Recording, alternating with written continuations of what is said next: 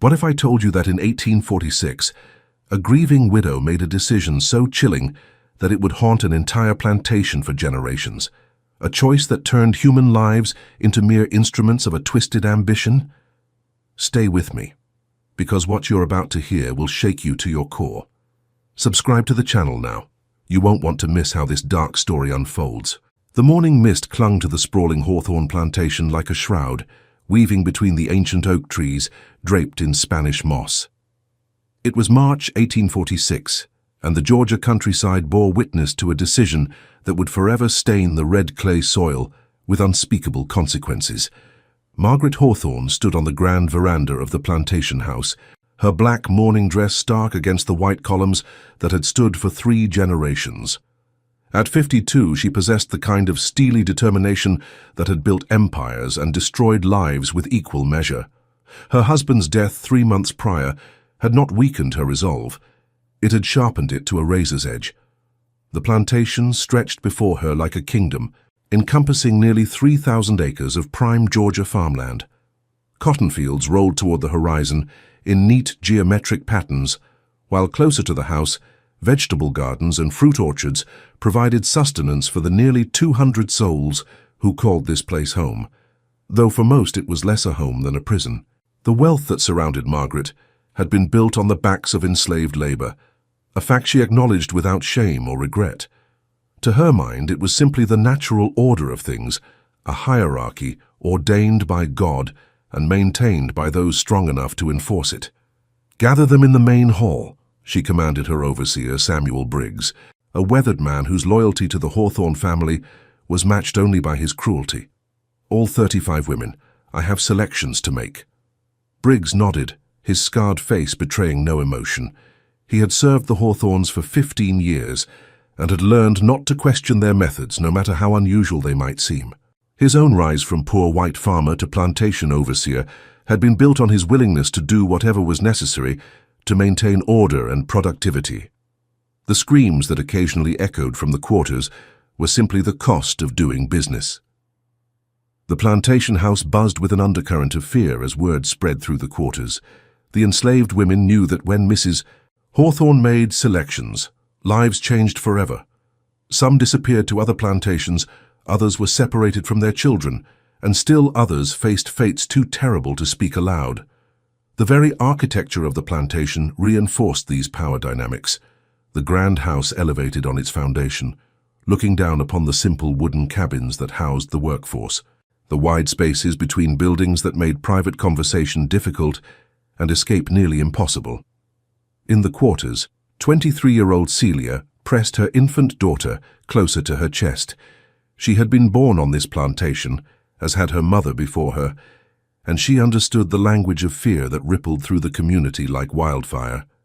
Her friend Naya, barely 19 and heavy with her first child, gripped Celia's free hand. The two women had grown up together, sharing the peculiar bond that formed between children who knew from birth that their lives belonged to someone else. "What do you think she want with all of us?" Naya whispered, her voice trembling. "Nothing good ever come from that woman's plans," replied Esther, an older woman whose scars told stories of decades under the Hawthorne rule. "Mark my words, child, nothing good." Esther had seen 3 generations of Hawthornes come and go, each leaving their own mark of cruelty on the plantation. She remembered Margaret as a young bride, already showing signs of the ruthless ambition that would define her reign.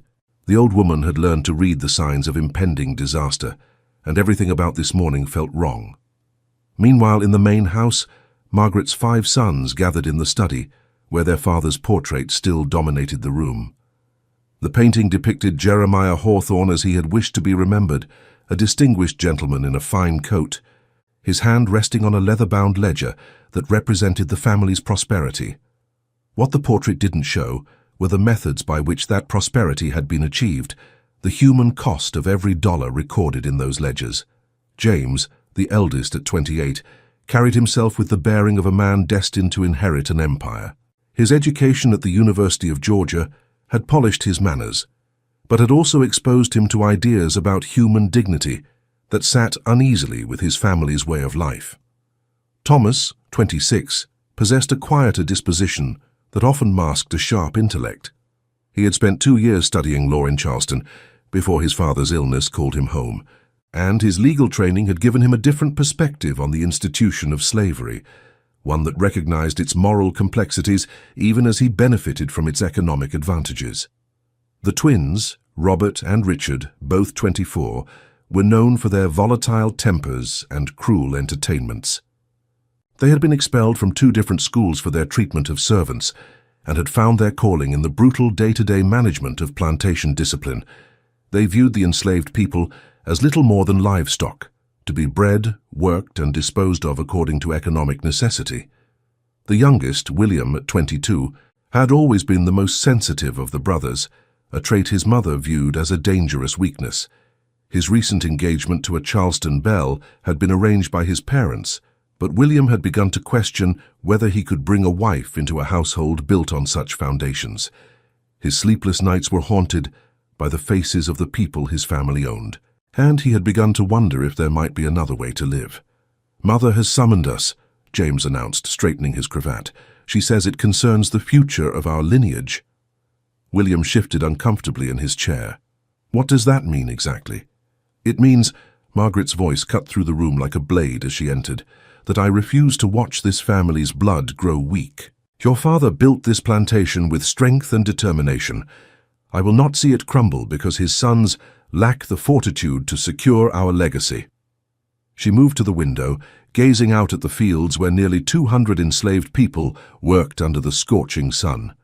The sight filled her with a complex mixture of pride and anxiety. The plantation was profitable, but she had begun to worry about the future. Abolition movements were growing stronger in the North, and she had heard whispers of unrest even in the South. The Hawthorne legacy needed to be secured against an uncertain future, and that meant ensuring a new generation of strong, committed heirs. "Each of you will be given 7 women, young, strong, fertile women. Your task is simple. Produce heirs, strong heirs who will carry the Hawthorne name into the next century." The silence that followed was deafening. Even Robert and Richard, known for their callousness, seemed stunned by their mother's pronouncement. The clinical nature of her language couldn't disguise the horrific reality of what she was proposing. The systematic rape of enslaved women for the purpose of breeding a new generation of masters. "Mother," Thomas began carefully, "surely you don't mean—" "I mean exactly what I said." Her voice brooked no argument. "This plantation requires strong leadership for generations to come. I will not leave that to chance or to the whims of romantic notions. You will do your duty to this family, or you will find yourselves disinherited." Margaret had spent months planning this moment, studying the genealogies of successful plantation families and consulting with doctors about the science of breeding. In her mind, she was applying the same principles that had made the plantation's livestock so profitable. The fact that she was dealing with human beings rather than cattle was, to her, an irrelevant distinction. William's face had gone pale. This is monstrous." Margaret's eyes fixed on her youngest son with the intensity of a predator. "What is monstrous, William, is weakness. What is monstrous is allowing sentiment to destroy what 3 generations of Hawthorns have built. You will participate, or you will leave this house with nothing but the clothes on your back." The threat was not idle. Margaret controlled the family fortune absolutely, and she had already demonstrated her willingness to cut off family members who disappointed her. A cousin who had spoken against slavery had been banished from the family and left to make his own way in the world. Another relative who had freed his slaves upon his deathbed had been posthumously erased from the family Bible. In the main hall, 35 women stood in silent rows, their eyes downcast but their ears attuned to every word. They had been ordered to wear their cleanest dresses, to stand straight, to present themselves for inspection like livestock at market. The comparison was not lost on any of them. The hall itself seemed designed to intimidate. High ceilings that made voices echo, portraits of stern-faced Hawthorne ancestors looking down from the walls, and windows positioned too high for anyone standing on the floor to see out. Margaret entered the hall with the bearing of a general reviewing troops. Behind her walked her 5 sons, each wearing expressions that ranged from resignation to barely concealed revulsion. She carried a leather-bound ledger and moved methodically through the rows, making notes with a gold-plated pen. Her examination was thorough and dehumanizing, checking teeth, feeling muscle tone, asking invasive questions about menstrual cycles and previous pregnancies. She pointed to Celia, who clutched her baby tighter. Step forward. Celia's legs felt like water, but she obeyed. Margaret circled her slowly, examining her as one might examine a horse for purchase. The baby in Celia's arms began to cry, perhaps sensing her mother's terror, but Margaret paid no attention to the infant's distress. Strong shoulders, good teeth, you've already proven fertile. She made a note in her ledger. You'll go to James. The process continued with mechanical precision. Naya, despite her pregnancy, was assigned to Thomas. A woman named Sarah, known for her intelligence and quiet strength, was given to Robert. Each selection was accompanied by clinical observations about health, fertility, and physical attributes that reduced human beings to their most basic biological functions. Margaret's choices were not random. She had been observing these women for months, noting their health, their temperaments, and their potential for producing strong offspring. She had consulted medical texts and even corresponded with other plantation owners who had experimented with selective breeding programs. In her mind, she was conducting a scientific experiment that would ensure the Hawthorne family's dominance for generations to come. When Margaret pointed to a young woman named Grace and assigned her to William, the youngest Hawthorne son stepped forward. Grace was different from the others. She had been purchased only 2 years earlier from a failing plantation in South Carolina, and she retained a spark of defiance that years of enslavement had not yet extinguished. Her education, received in secret from a sympathetic overseer's wife on her previous plantation, made her dangerous in Margaret's eyes, but also valuable for the intelligence she might pass to her children. No. The word escaped William's lips before he could stop it. The hall fell silent. Margaret's pen stopped moving. Every eye in the room fixed on William, whose face had flushed red with a mixture of shame and defiance. The moment stretched like a taut wire, pregnant with possibility and danger. "Excuse me." Margaret's voice was dangerously quiet. "I said no, Mother. I won't be part of this. This abomination." The slap echoed through the hall like a gunshot. Margaret's hand had moved so quickly that William barely saw it coming. The red mark on his cheek bloomed instantly, but the physical pain was nothing compared to the humiliation of being struck in front of the very people he was supposed to dominate. "You will do as you are told," she hissed, "or you will leave this house tonight and never return. Choose wisely, boy. Your inheritance and your future depend on it." William looked around the hall at the faces of the women, some terrified, others resigned, all of them trapped in a nightmare not of their making. His gaze lingered on Grace, a girl barely 18 with eyes that held a spark of defiance even in the face of unspeakable circumstances. In that moment, he saw not property or breeding stock, but a human being whose life was about to be destroyed for the sake of his family's ambition. He began, then stopped. The weight of his family's expectations, his mother's threats, and his own moral compass warred within him. "I need time to think." "You have until tomorrow morning," Margaret replied coldly. "After that, the decision will be made for you." As the women were dismissed back to their quarters, whispers began to spread like wildfire. The older women gathered the younger ones, sharing what little wisdom they could about survival in impossible circumstances. Celia found herself assigned to a small cabin near the main house, her baby still in her arms, but her future now belonging to James Hawthorne.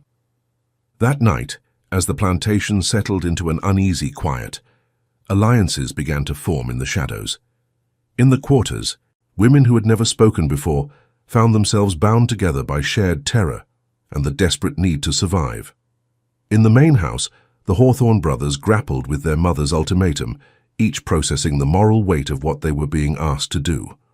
The stage was set for a drama that would test the limits of human endurance, challenge the bonds of family loyalty, and ultimately reveal the true cost of power built on the suffering of others.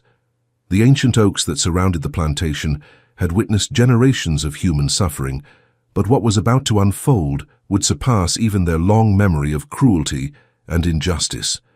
3 weeks had passed since Margaret Hawthorne's decree, and the plantation had settled into a new, terrible rhythm.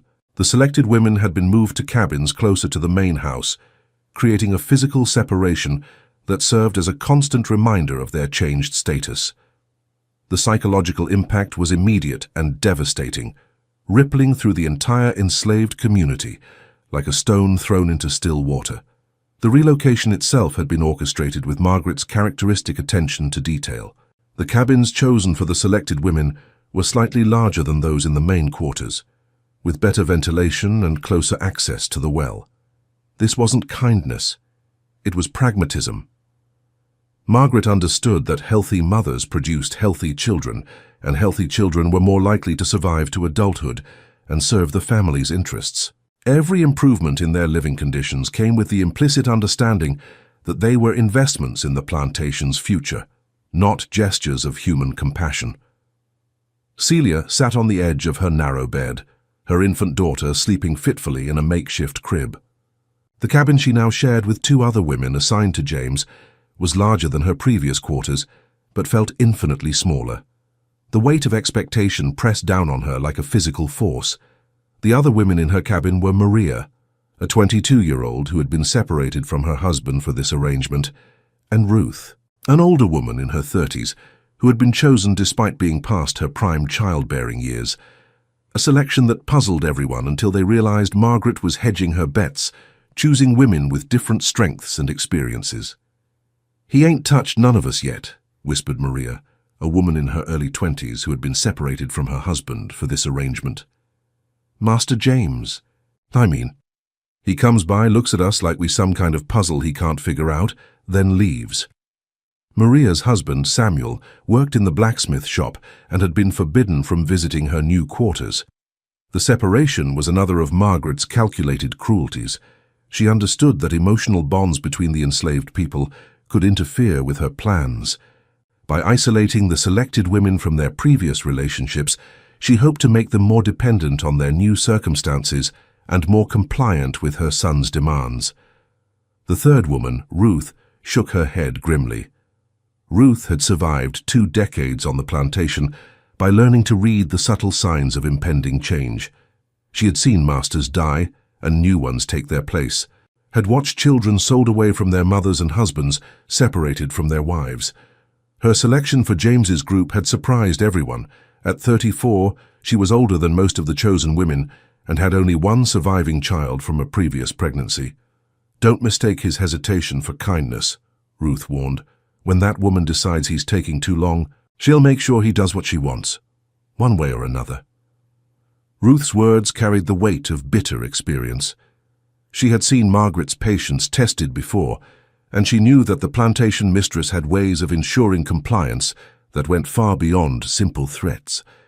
The overseer, Samuel Briggs, was Margaret's primary instrument of enforcement, and his reputation for creative cruelty was well established throughout the county.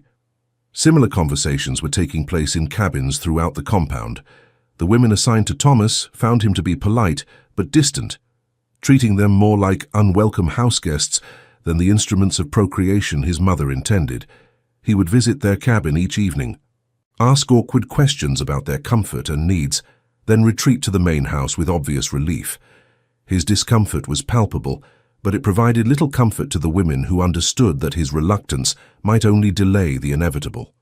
Robert and Richard, true to their reputations, had shown no such restraint.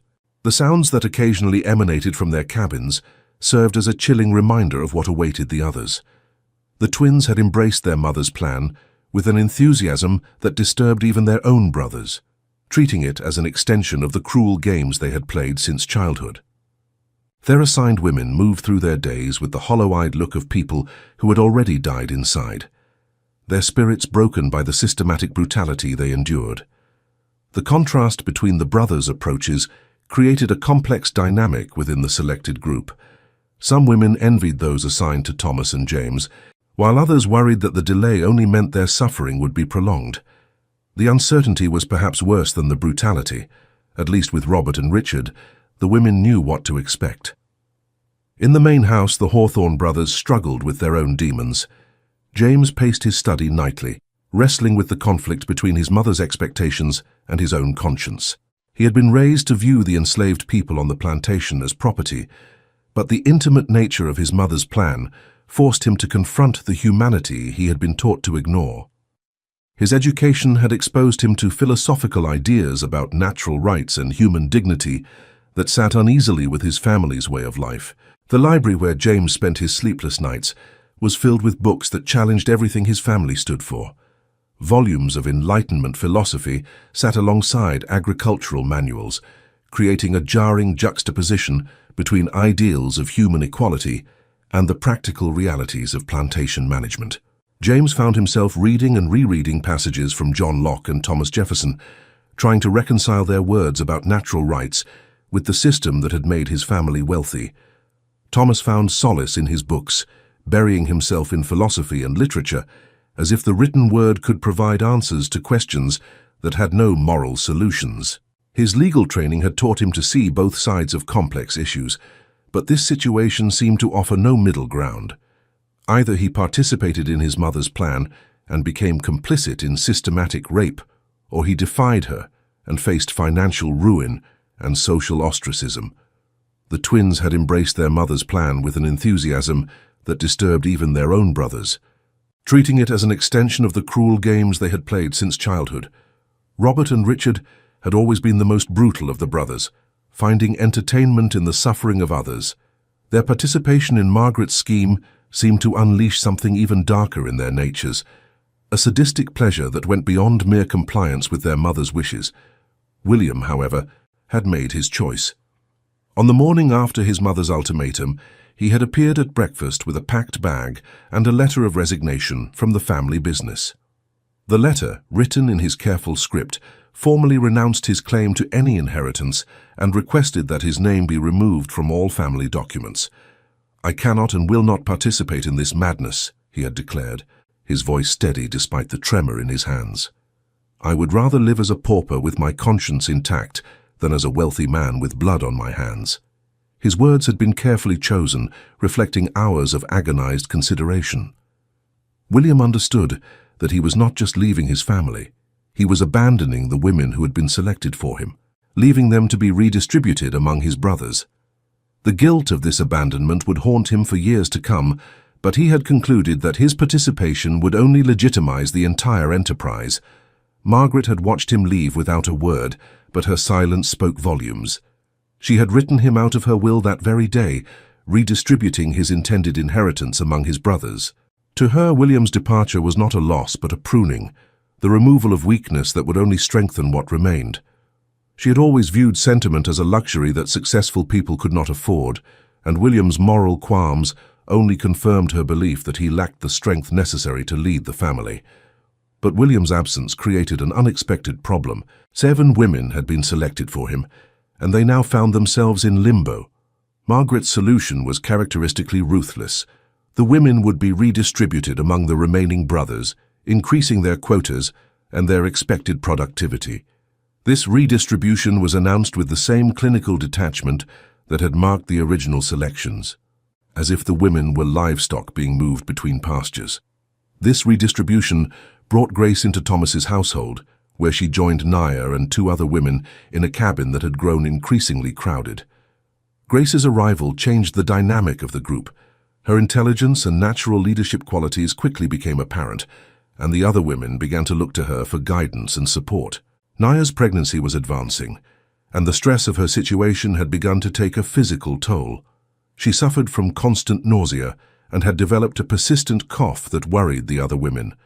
The pregnancy, which should have been a time of joy and anticipation, had become a source of terror as she contemplated bringing a child into the world under such circumstances.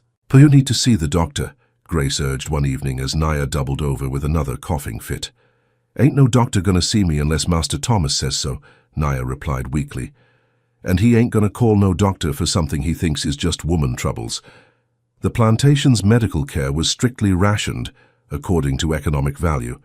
Field hands received minimal treatment, house servants received somewhat better care, and the selected women occupied an ambiguous position in this hierarchy. Their value as potential mothers of future heirs should have entitled them to better medical attention, but the brothers' reluctance to fully embrace their mother's plan created uncertainty about their status. Grace's jaw tightened. She had been on the plantation for only 2 years, sold from a smaller farm in South Carolina after her previous owner's death. Unlike many of the others, she retained vivid memories of a time before enslavement, when her family had been free farmers in the mountains. That memory of freedom burned within her like a flame that no amount of cruelty could extinguish. Her previous owner, a relatively benevolent man named Jonathan Mills, had allowed his slaves to learn reading and writing, a practice that was illegal in most southern states but tolerated on his small farm. Grace's education made her valuable, but also dangerous, as literate slaves were viewed with suspicion by most plantation owners. Margaret had purchased her specifically because of her intelligence, believing that educated mothers would produce more capable children. "Then we make him see," Grace said quietly. "We make him understand that if he wants what his mama wants, he's got to take care of us." It was a dangerous game Grace was proposing, using Margaret's own twisted logic against her sons. But desperation bred innovation, and the women were learning to navigate the treacherous waters of their new reality with increasing sophistication. Grace understood that their only leverage lay in their value as potential mothers, and she was determined to use that leverage to secure whatever small improvements she could. The opportunity came sooner than expected. Thomas had taken to visiting their cabin in the evenings, not for the purposes his mother intended, but seemingly to assuage his own guilt through awkward attempts at conversation.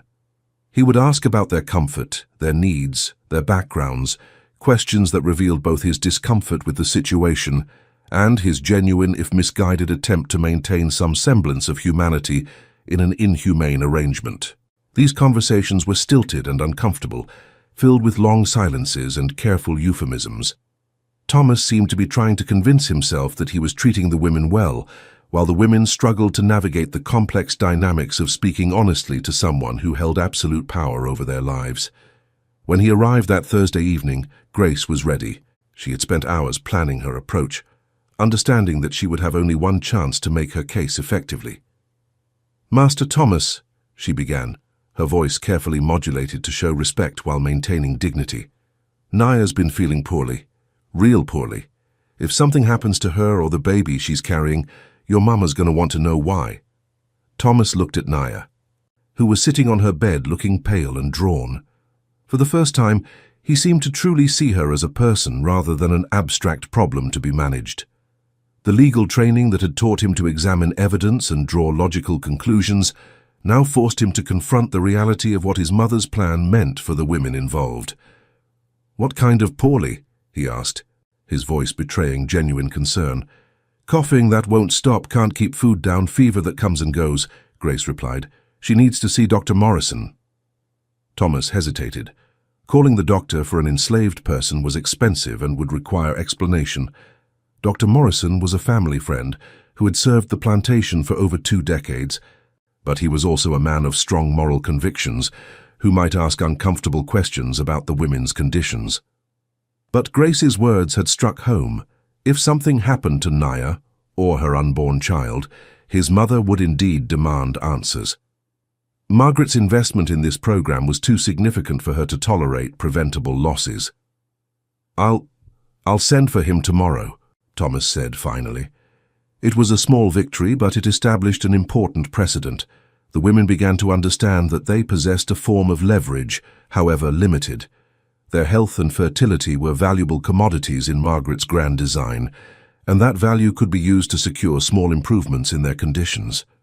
Meanwhile, in the quarters where the non-selected women lived, a different kind of resistance was taking shape. Led by Esther, the older woman who had witnessed decades of Hawthorne cruelty, a network of support and information began to form. They smuggled extra food to the selected women, passed messages between the cabins, and most importantly, began to document what was happening. Esther had learned to read and write in secret, taught by a sympathetic overseer's wife decades earlier. The woman had been dismissed when her husband discovered what she was doing, but not before she had passed on the dangerous gift of literacy to several enslaved people on the plantation. Esther had guarded this secret carefully, using it only when absolutely necessary. Now she used that knowledge to keep a hidden record of Margaret's experiment. Names, dates, conditions, and outcomes. She sensed that someday, somehow, this record might serve as evidence of the horrors being perpetrated. The documentation was hidden in various locations around the plantation, written on scraps of paper, and hidden in hollow trees, buried in tin boxes, and sewn into the linings of clothing. "History gonna judge what's happening here," she told her small circle of trusted confidants, "and when it does, we gonna make sure it knows the truth." The truth was becoming increasingly difficult to hide. By the end of the month, 3 of the women were pregnant, and the psychological toll on all of them was becoming apparent. Some had retreated into themselves, speaking only when spoken to and moving through their days like ghosts. Others, like Grace, had channeled their anger into a cold, calculating determination to survive and resist in whatever ways they could. The Hawthorne brothers, too, were showing signs of strain. James had begun drinking heavily, often found in his study well past midnight, with an empty bottle and haunted eyes. The alcohol provided temporary escape from the guilt that consumed him, but it also made him increasingly unpredictable and volatile. Thomas threw himself into managing the plantation's business affairs with an obsessive attention to detail that his overseer found both impressive and concerning. He seemed to be trying to prove his worth to the family through conventional means, as if successful cotton crops could somehow balance the moral scales of his participation in his mother's scheme. The twins continued their cruel games, but even their enthusiasm seemed forced, as if they were trying to convince themselves as much as others that they felt no guilt. Their assigned women bore the physical and psychological scars of their brutality, serving as living reminders of the depths to which the Hawthorne family had sunk. As autumn approached, the first cracks in Margaret's carefully constructed plan began to show. The selected women had formed bonds that transcended their individual circumstances, creating a network of mutual support that made them stronger than the sum of their parts. Some of the brothers were beginning to question not just their mother's methods, but her goals, and in the quarters, whispers of resistance grew louder with each passing day. The stage was set for a confrontation that would test the limits of power, the strength of human bonds, and the price of maintaining a system built on the systematic dehumanization of others. The ancient oaks that surrounded the plantation seemed to lean in closer, as if they too were waiting to see how this dark chapter in human history would unfold. October brought with it a chill that seemed to seep into the very bones of the Hawthorne plantation. The leaves on the ancient oaks had turned brilliant shades of gold and crimson, but their beauty felt mocking against the backdrop of human suffering that had become the plantation's new reality. The changing season brought with it a sense of impending doom, as if nature itself was preparing for the reckoning that everyone could feel approaching. Dr. Morrison's visit to examine Naya had revealed what Grace had suspected: severe malnutrition and stress-induced complications that threatened both mother and child. The doctor, a man in his 60s, who had served the plantation for over 2 decades, found himself in the uncomfortable position of having to explain to Thomas that his mother's breeding program was medically unsound. Dr. Morrison was a complex figure in the plantation's ecosystem. A graduate of the Medical College of Georgia, he had built his practice serving the wealthy plantation families of the region. While he had never questioned the institution of slavery itself, he had always prided himself on providing competent medical care to all patients, regardless of their race or status. Margaret's program forced him to confront the intersection of medicine and morality in ways that deeply disturbed him. "The human body isn't livestock, Thomas," Dr. Morrison said bluntly as they stood outside Naya's cabin. "These women are under tremendous psychological stress, which affects their physical health and their ability to carry children to term. If your mother wants successful pregnancies, she needs to consider their mental and emotional well-being, not just their physical capacity." The doctor's examination had revealed more than just Naya's immediate health problems.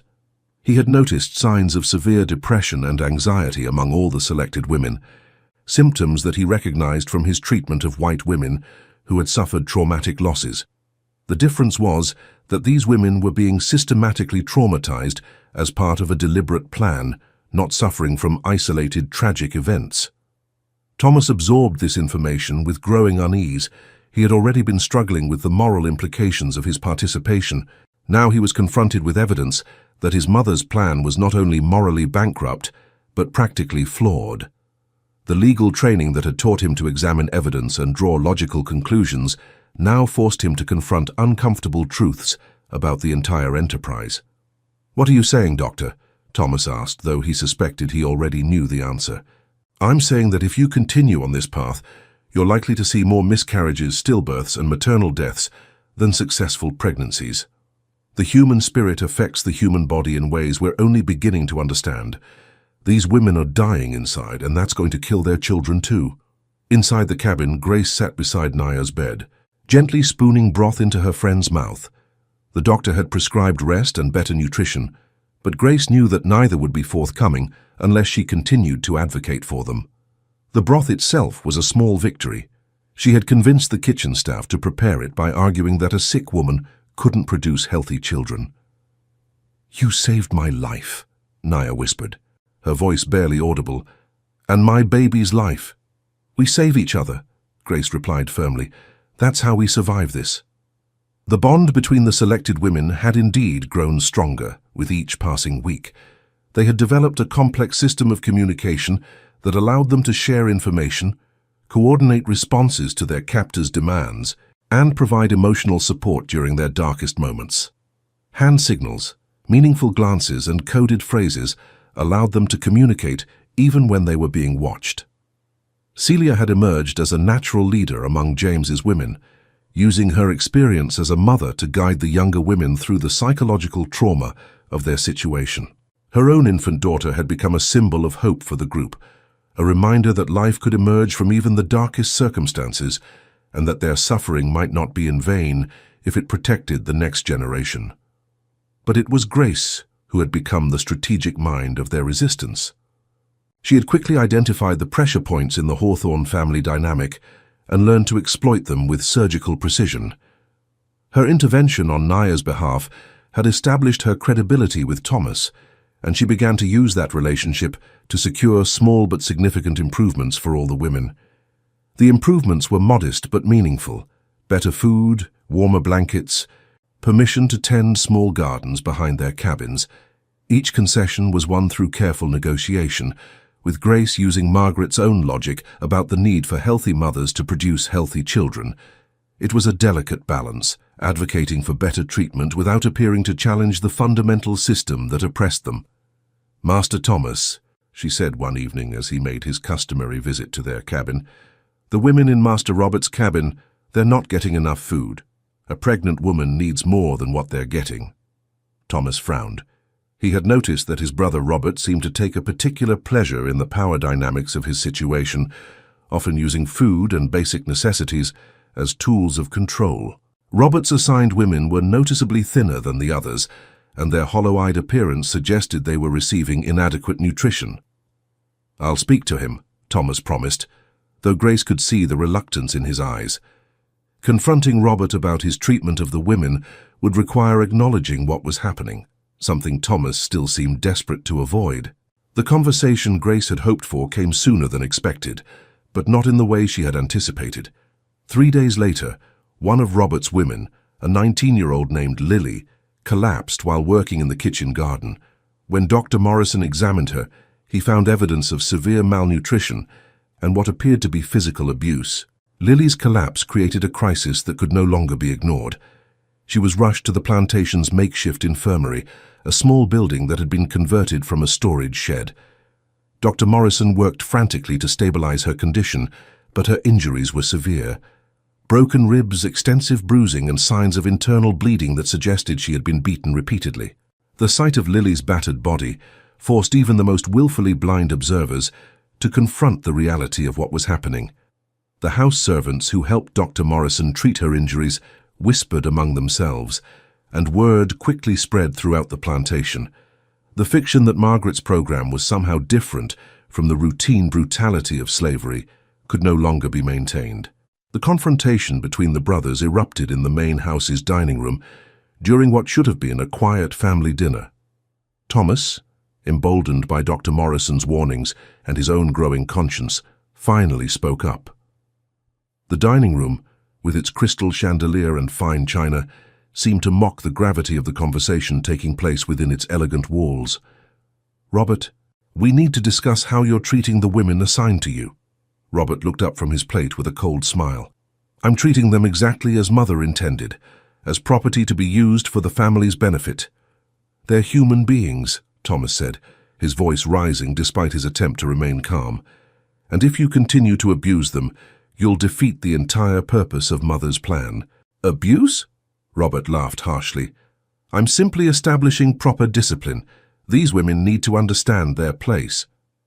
The twins had always been the most brutal of the brothers, but Robert's participation in Margaret's scheme seemed to have unleashed something even darker in his nature. He spoke of the women with a casual cruelty that chilled even his own family members, describing them as if they were livestock to be broken and trained. James, who had been drinking steadily throughout the meal, suddenly slammed his glass down on the table. The sound echoed through the room like a gunshot, causing everyone to freeze. Their place is to be raped and brutalized for the sake of our family's legacy. Is that what we've become? The word hung in the air like a physical presence. Rape. None of them had spoken it aloud before, though it described exactly what Margaret's plan entailed. The euphemisms and clinical language their mother used could not disguise the fundamental nature of what they were being asked to do. The silence that followed James's outburst was deafening. Even the servants who were attending the meal seemed to hold their breath, sensing that they were witnessing a moment that would change everything. The grandfather clock in the corner ticked loudly, marking the seconds as the family grappled with the truth that had finally been spoken aloud. Margaret, who had been listening to the exchange with growing irritation, finally spoke. Her voice was cold and controlled, but there was an undercurrent of rage that made the air itself seem dangerous. "You will all remember that you are Hawthorns. This family has built its fortune through strength and determination, not through weakness and sentimentality. If you cannot stomach what is necessary for our continued prosperity, then perhaps you should follow William's example and remove yourselves from this house." Her words carried the weight of absolute authority, but for the first time, that authority was being openly challenged. The sons she had raised to be extensions of her will were beginning to develop consciences of their own, and she could see her carefully constructed plan beginning to crumble. "Maybe William was the only one of us with any courage," James said quietly, his words slurred but his meaning clear. The statement hit Margaret like a physical blow. William's defection had been a source of constant irritation, but she had consoled herself with the belief that he was weak and that his brothers were stronger. Now she was being forced to confront the possibility that William's moral stance might have been the brave choice, and that her remaining sons were beginning to see her as the villain in their family's story. The silence that followed was deafening. Margaret's face had gone white with rage, and for a moment, Grace, who was serving in the dining room that evening, thought the older woman might strike her eldest son as she had struck William. Instead, Margaret rose from her chair with deadly calm. "James, you will report to my study after dinner. We need to discuss your commitment to this family." But James was beyond caring about his mother's threats. The alcohol had loosened his tongue, and months of suppressed guilt came pouring out like water from a broken dam. The words he had been holding back for months finally found their voice, and he seemed unable to stop them from coming. My commitment is to try to live with myself after what we've done. Do you know what I see when I look at those women? I see my own daughter's face. I see what could happen to her if she were born into different circumstances, and it makes me sick." The reference to his daughter was particularly painful. James had a 4-year-old girl with his wife, a sweet child who represented everything innocent and pure in his world. The thought of her suffering the fate that Margaret had planned for the enslaved women was unbearable to him. He stood unsteadily and looked around the table at his brothers. "We're monsters, all of us. We've become the very thing that decent people should stand against." With that, James left the dining room, leaving behind a family fractured by the weight of their own actions. His footsteps echoed through the house as he made his way to his study, where he would spend the night drinking and contemplating the ruins of his moral life. Grace, still standing by the sideboard with a serving tray in her hands, had witnessed the entire exchange. She understood that she had just seen the beginning of the end of Margaret's grand design. The Hawthorne family was tearing itself apart, and the cracks were growing wider with each passing day. The knowledge that the family was fracturing gave Grace hope, but it also filled her with dread. A wounded animal was often more dangerous than a healthy one, and she feared that Margaret's response to this challenge would be swift and brutal. The plantation mistress had not built her empire by accepting defeat gracefully, and Grace suspected that the worst was yet to come. That night, she shared what she had witnessed with the other women. The news spread quickly through their network, carried by whispered conversations and meaningful glances. For the first time since the nightmare had begun, they dared to hope that their suffering might have an end. But Margaret Hawthorne was not a woman who accepted defeat easily. The next morning she summoned Samuel Briggs, her overseer, to her study. The conversation that followed would set in motion events that would test the limits of human endurance and reveal the true depths of evil that power could inspire. The study where Margaret met with Briggs was a monument to the Hawthorne family's success. The walls were lined with ledgers documenting decades of profitable harvests. Hand portraits of previous generations looked down from their gilded frames. But the atmosphere in the room that morning was charged with malevolence, as if the very air had been poisoned by the conversation taking place. "The women have become too comfortable," Margaret told Briggs, her voice cold and calculating. "They've forgotten their place. It's time to remind them." Briggs nodded, understanding perfectly what his employer meant. He had served the Hawthorne family for 15 years and had learned to read Margaret's moods like a farmer reads the weather. When she spoke in that particular tone, someone was going to suffer. "What do you want me to do?" he asked. "Make an example. Choose one of the women. Not one who's pregnant. We can't afford to lose potential heirs. And remind the others what happens when they forget their station." The choice of victim was not random. Margaret had been watching the women carefully and had identified Grace as the source of much of their newfound solidarity. Grace's intelligence and natural leadership had made her a threat to the established order, and Margaret had decided that threat needed to be eliminated. Margaret's plan was diabolical in its simplicity. By targeting Grace, she would accomplish multiple objectives. She would remove the women's most effective leader, demonstrate the consequences of resistance, and reassert her absolute authority over the plantation. It was a calculated act of terrorism designed to break the spirit of anyone who might dare to challenge her will. The trap was set with characteristic cunning. Grace was summoned to the main house under the pretense of helping with inventory in the pantry. When she arrived, she found herself alone with Briggs and two other overseers, men whose reputations for cruelty were well established throughout the plantation. The pantry where Grace was lured was a small, windowless room in the basement of the main house.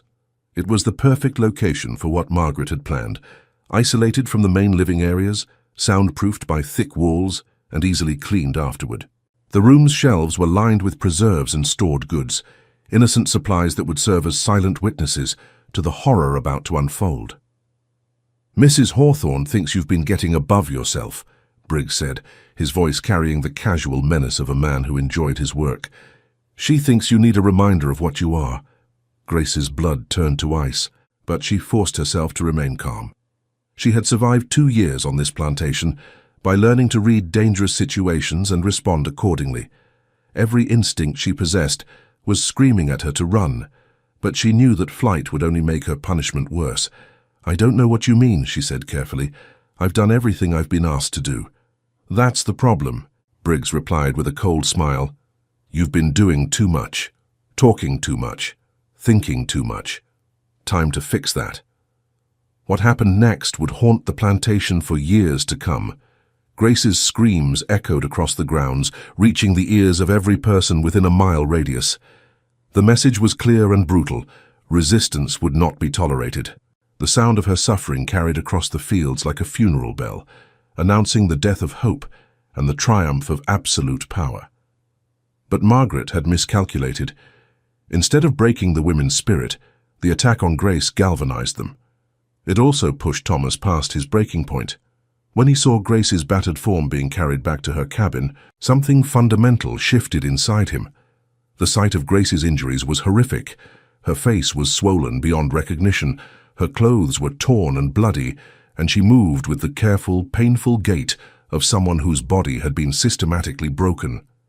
But perhaps most disturbing was the look in her eyes, not the broken submission Margaret had hoped to see, but a cold, burning hatred that promised retribution. Dr. Morrison was summoned immediately, and his examination revealed the full extent of the damage. Multiple broken ribs, extensive bruising, and internal injuries that would take weeks to heal. But the doctor also noted something else, a strength of spirit that seemed unbroken despite the physical trauma. "This woman needs immediate medical attention, Doctor," Morrison told Thomas, his voice shaking with barely controlled rage. "And whoever did this to her should be prosecuted to the full extent of the law." The doctor's words hung in the air like an accusation. Everyone knew that the law would never touch those responsible for Grace's injuries. The legal system was designed to protect property owners, not their property. But the moral weight of his statement was undeniable. That evening, as Dr. Morrison worked to treat Grace's injuries, Thomas made a decision that would change everything. He sent a message to his brother William, who had taken refuge with cousins in Savannah. The message was simple but profound. "Come home, we need to end this."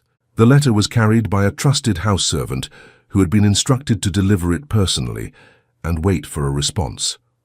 Thomas understood that he was taking an enormous risk. If Margaret discovered his communication with William, the consequences would be severe. But he had reached the point where the risk of action seemed less than the risk of continued inaction. William's response came within days, carried by the same servant who had delivered Thomas's message. The letter was brief but decisive. "I will return within the week. Prepare the others. It's time to finish what we should have started months ago." The stage was now set for a final confrontation that would determine not just the fate of the Hawthorne family, but the lives of every person trapped within Margaret's web of cruelty and ambition. The ancient oaks that surrounded the plantation seemed to lean in closer, their Spanish moss swaying in the wind, like the robes of judges preparing to render a verdict on the crimes that had been committed beneath their branches. November's chill had settled over the plantation like a burial shroud, and with it came a sense of impending doom that even the most optimistic souls could not ignore. The very air seemed charged with electricity, as if a great storm was approaching that would wash away everything in its path. Grace lay in her cabin, her body slowly healing from Briggs's brutal assault, but her spirit burning brighter than ever. The attack had been meant to break her, but instead, it had crystallized her resolve and united the women in ways Margaret Hawthorne could never have anticipated. The weeks following Grace's beating had transformed the plantation in subtle but profound ways. The selected women, rather than being cowed into submission, had formed an even tighter bond of solidarity. They cared for Grace in shifts, sharing their meager resources to aid her recovery and drawing strength from her quiet determination to survive. Her injuries had become a rallying point, a visible reminder of the stakes involved in their resistance. Grace herself had changed during her recovery. The physical pain had been excruciating, but it had also clarified her purpose in ways that nothing else could have. She understood now that Margaret would never be satisfied with mere compliance. The plantation mistress required complete submission, the total destruction of any spark of independence or dignity. Since that was a price Grace was unwilling to pay, she had begun to plan for more direct forms of resistance. The network of communication that had developed among the enslaved people had grown more sophisticated and more daring. Messages were passed through the fields during work, hidden in laundry baskets, and coded into the spirituals that were sung during evening gatherings. Esther's documentation project had expanded to include detailed records of every abuse, every pregnancy, and every act of resistance, creating a comprehensive record that would serve as testimony to future generations. William's return to the plantation came under cover of darkness on a moonless night, his arrival coordinated through a series of carefully planned signals. He had spent the past months in Savannah, working as a clerk in a shipping office and wrestling with his conscience. The work had been humble but honest, and for the first time in his life, he had earned money through his own labor rather than the suffering of others. His time away had changed him in fundamental ways. The distance from his family's wealth and influence had forced him to confront the reality of how most people lived.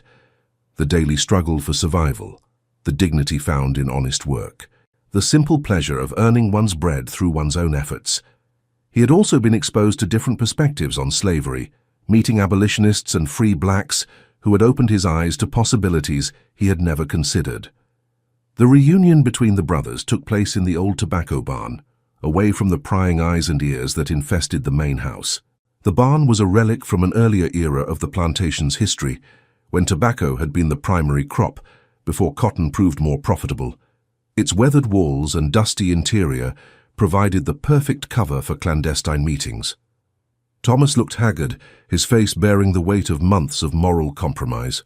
The legal training that had once seemed like preparation for a distinguished career now felt like a burden, as his knowledge of justice and rights only made his participation in his mother's scheme more painful. James, who had joined them despite his mother's increasing surveillance, appeared even worse. His hands shook constantly now, and his eyes held the hollow look of a man who had stared too long into an abyss. "She's gone completely mad," Thomas said without preamble, what she had done to Grace. "It's beyond anything I thought even she was capable of." The attack on Grace had been a turning point for Thomas.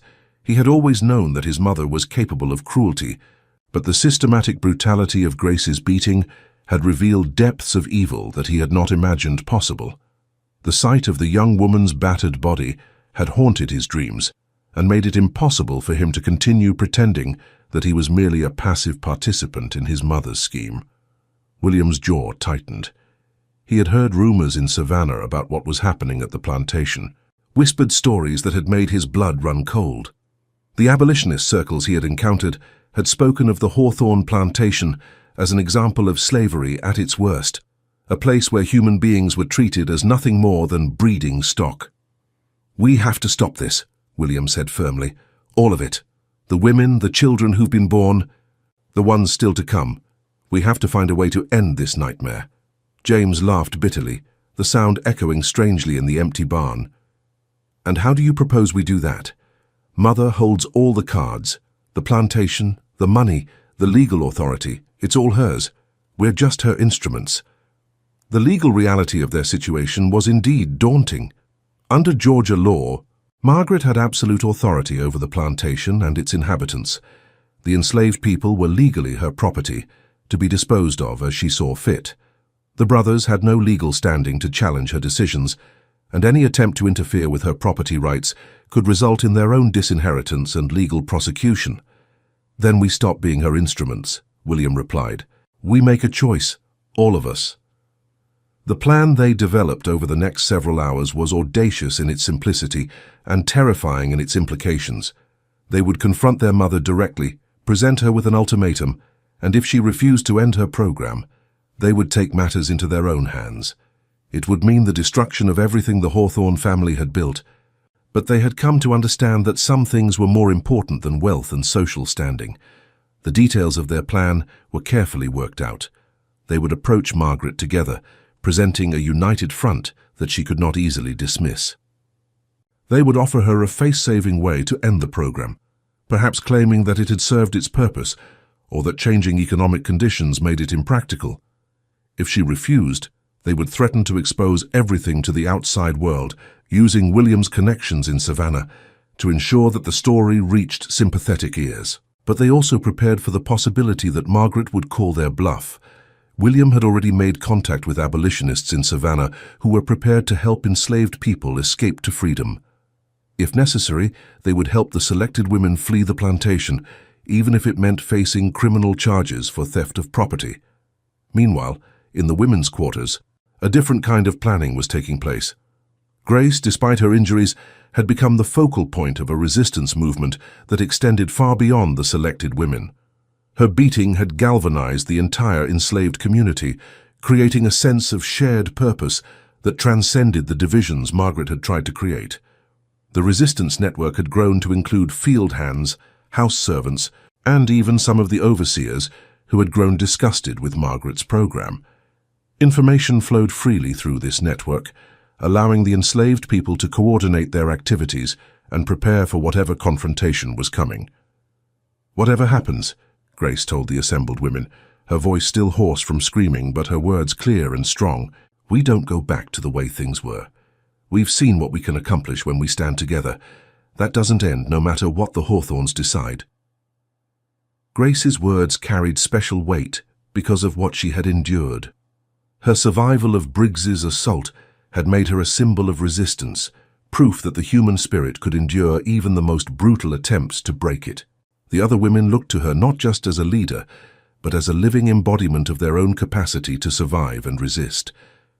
Celia, who had become Grace's closest ally, nodded grimly. "My baby girl's gonna grow up knowing that her mama fought for something better. Even if we don't live to see it, she's gonna know." The children born under Margaret's program had become a source of both hope and anguish for their mothers. They represented the future, but also the perpetuation of a system built on suffering. The mothers were determined that their children would know the truth about their origins and would carry forward the memory of those who had sacrificed for their freedom. The confrontation came on a grey November morning when the mist hung low over the fields like the breath of ghosts. Margaret was in her study, reviewing the plantation's accounts, when her 3 sons entered without knocking. The sight of William among them caused her to stiffen, but she maintained her composure with the iron discipline that had defined her entire life. The study where the confrontation took place was Margaret's sanctuary, a room that reflected her personality in every detail. The walls were lined with ledgers, documenting decades of profitable operations, and portraits of Hawthorne ancestors looked down from their gilded frames. A massive desk dominated the center of the room, its surface covered with papers and correspondence that testified to Margaret's meticulous management of the plantation's affairs. "So," she said coldly, "the prodigal son returns. Have you come to apologize for your childish tantrum?" Margaret's voice carried all the authority and contempt she had cultivated over decades of absolute rule. She had built her life on the principle that strength was the only virtue that mattered, and she viewed any display of conscience or sentiment as weakness to be crushed. "We've come to end this," William said simply. "All of it. The breeding program, the abuse, the systematic destruction of human lives for the sake of our family's legacy. It stops today." The words hung in the air like a declaration of war. William's voice was steady and calm, but there was an underlying steel that Margaret had never heard from him before. His months away from the plantation had changed him, giving him a perspective that made her threats and manipulations powerless. Margaret's laugh was like the sound of breaking glass. "You think you can simply walk in here and dictate terms to me? You forget yourselves, boys. This is my plantation, my property, my decision." Her response was exactly what the brothers had expected, but it still sent a chill through the room. Margaret's absolute certainty in her own authority was both her greatest strength and her greatest weakness. It made her formidable, but it also blinded her to the possibility that others might be willing to sacrifice everything to oppose her. "Not anymore," Thomas said, stepping forward. "We've spoken to the family lawyers in Savannah. As your sons, we have certain rights regarding the plantation's operation, and we're prepared to exercise those rights." It was a bluff, but a calculated one. The legal complexities of plantation ownership in 1846 Georgia were labyrinthine, and Margaret would need time to verify their claims, time they hoped to use to their advantage. Thomas's legal training had taught him the value of creating uncertainty in his opponent's mind, and he could see that his words had achieved their intended effect. Margaret's eyes narrowed as she studied her sons' faces. She saw determination there, but also something else, a willingness to sacrifice everything for their principles. It was a look she recognized because she had worn it herself many times over the years, but she had never expected to see it directed against her own interests. "And if I refuse?" she asked quietly. "Then we expose everything," James said, his voice steady despite the magnitude of what he was proposing. "We go to the newspapers, the churches, the authorities. We tell them exactly what's been happening here. We destroy the Hawthorne name completely." The threat hung in the air like smoke from a funeral pyre. Margaret understood that her sons were serious. They were prepared to burn down everything their family had built, rather than allow her program to continue. The realization that she had lost control of her own children was perhaps more devastating than any external threat could have been. For a long moment, the study was silent except for the ticking of the grandfather clock in the corner. The clock had been a wedding gift from Margaret's father, a reminder of the family legacy she had spent her life protecting and expanding.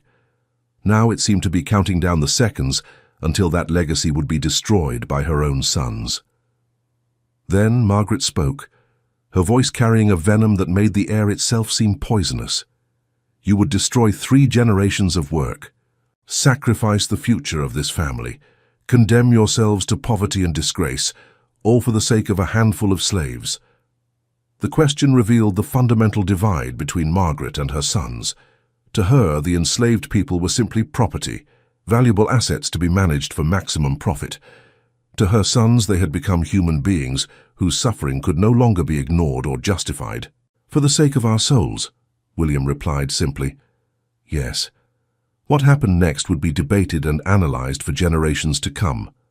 Margaret Hawthorne, faced with the complete collapse of her life's work, made a choice that revealed the true depths of her character. Rather than accept defeat, she reached for the loaded pistol she kept in her desk drawer. The weapon was a small but deadly derringer, designed for close-quarters protection. Margaret had carried it for years, a precaution against the possibility of slave rebellion or other threats to her authority. She had never imagined that she would use it against her own family, but the destruction of everything she had worked for seemed like a fate worse than death. The shot echoed across the plantation like thunder, sending birds exploding from the trees and causing every person within earshot to freeze in terror. But when the smoke cleared, it was not one of her sons who lay bleeding on the study floor. It was Margaret herself. I will not live to see the Hawthorne name destroyed by weakness, were her final words, spoken through lips already turning blue as her life ebbed away. The aftermath of Margaret's suicide was swift and chaotic. The brothers, traumatized by their mother's final act but determined to honor their commitment, immediately began the process of dismantling her program. The selected women were given their freedom and offered passage to wherever they wished to go. Many chose to stay, having formed bonds with the land and each other that transcended their circumstances, but they stayed as free people with wages and dignity. The transformation of the plantation was not without its challenges. The economic model that had sustained the Hawthorne family for generations was built on enslaved labor, and the transition to free labor required fundamental changes in how the operation was managed. Crops had to be replanted, work schedules reorganized, and new systems of compensation developed. Grace, despite her injuries and the trauma she had endured, emerged as a leader in the plantation's transformation. Her intelligence and natural leadership abilities, which Margaret had seen as threats, became the foundation for a new kind of community. She worked with William and Thomas to establish a school for the formerly enslaved children and helped create a system of fair wages and humane working conditions. The school was perhaps the most revolutionary aspect of the plantation's transformation. Education had been forbidden to enslaved people throughout the South, and the establishment of a school represented a direct challenge to the social order that had defined the region for generations.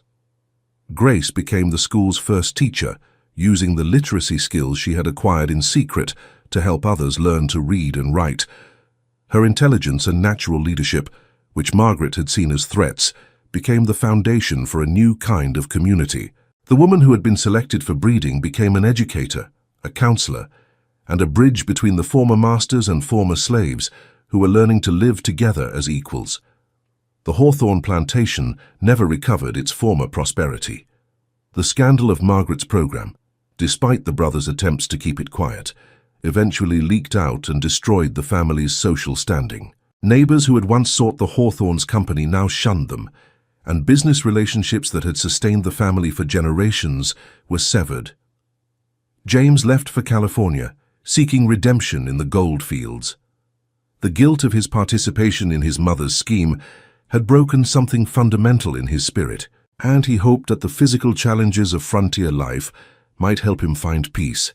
He was never heard from again, though rumors placed him in various mining camps throughout the Sierra Nevada. The twins, Robert and Richard, disappeared one night and were never seen again. though rumors placed them in various disreputable establishments throughout the South. Their departure was not mourned by anyone on the plantation, as their cruelty had made them universally hated. Some believed they had fled to avoid prosecution for their crimes, while others suspected they had met a violent end at the hands of those they had wronged. Thomas and William remained, working to transform the plantation into something resembling a just community. It was an imperfect solution. The broader system of slavery remained intact throughout the South, and the economic pressures of the time made true equality impossible. But within the boundaries of their land, they created a space where human dignity was respected, and where the children born of Margaret's program could grow up knowing they were valued for who they were, not what they could produce. The transformation was not without its setbacks and challenges. The economic disruption caused by the transition to free labor created hardships for everyone on the plantation. Crop yields declined, and the family's income dropped dramatically. Some of the formerly enslaved people chose to leave, seeking opportunities elsewhere, while others struggled to adapt to their new circumstances. But gradually a new kind of community emerged. The former slaves became sharecroppers and wage laborers, earning money for their work and gaining a measure of independence they had never known. Families that had been separated were reunited, and children who had been born into slavery grew up with the knowledge that they were free. Years later, when the Civil War finally brought an end to the institution of slavery, the Hawthorne plantation was already ahead of its time. The community that Grace and the brothers had built became a model for Reconstruction efforts, proving that it was possible for former masters and former slaves to work together as equals. The war years brought their own challenges, as Georgia became a battleground between Union and Confederate forces. The plantation's transformation made it a target for Confederate authorities, who viewed the free labor experiment as a threat to the social order they were fighting to preserve. Union forces, when they finally arrived, were surprised to find a functioning, integrated community that had already achieved many of the goals of Reconstruction. Grace lived to be 93, long enough to see her great-grandchildren attend integrated schools and vote in free elections. She never forgot the horrors of 1846, but she also never lost faith in the possibility of redemption. Her memoir, published in 1895, became one of the most powerful testimonies of the antebellum period, a reminder that even in humanity's darkest moments, the light of conscience could still shine through. The memoir, titled From Bondage to Freedom, A Testament of Survival, became a bestseller in the North and was translated into several languages. Grace's account of Margaret's breeding program shocked readers who had thought they understood the horrors of slavery, and her story of resistance and redemption inspired a new generation of civil rights activists. The old plantation house still stands today, now a museum dedicated to telling the complete story of what happened there. Visitors can walk through the rooms where Margaret Hawthorne planned her cruel experiment, see the cabins where the selected women lived and suffered, and learn about the remarkable transformation that followed. The museum's exhibits do not shy away from the difficult truths of the plantation's history. They present Margaret's breeding program in all its horrific detail, while also celebrating the courage of those who resisted and the possibility of redemption even in the face of unspeakable evil. School groups from across the region visit the museum, learning lessons about human dignity and the importance of standing up to injustice. But perhaps the most powerful exhibit is a simple wooden cross in the plantation cemetery, marking the grave of a woman whose name appears nowhere in the official records, but whose courage changed everything. The inscription, carved by Grace herself shortly before her death, reads simply, "For all those who suffered in silence, and for all those who found the strength to speak." The cemetery itself tells the story of the plantation's transformation. The elaborate marble monuments to the Hawthorne family stand alongside simple wooden markers for the enslaved people who died under their rule. But there are also newer graves, marking the resting places of those who lived to see freedom and died as respected members of the community they had helped to build. The Hawthorne legacy, in the end, was not the one Margaret had envisioned. Instead of a dynasty built on cruelty and exploitation, it became a testament to the power of conscience, the strength of human bonds, and the possibility of redemption even in the face of unspeakable evil. The story of the Hawthorne plantation serves as a reminder that history is shaped not just by the powerful and their grand designs, but by the ordinary people who find extraordinary courage in the face of impossible circumstances. It is a story about the choices we make when everything is at stake, and the legacy we leave for those who come after us. The story of the Hawthorne plantation reminds us that history is not just about the powerful and their grand designs, but about the ordinary people who find extraordinary courage in the face of impossible circumstances.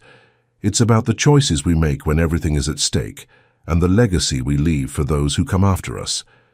If this story moved you, subscribe to our channel for more untold tales from history that will challenge everything you think you know about the past. Share this video with someone who needs to hear this powerful reminder that even in our darkest moments, we always have a choice. What would you have done in their situation? Let us know in the comments below.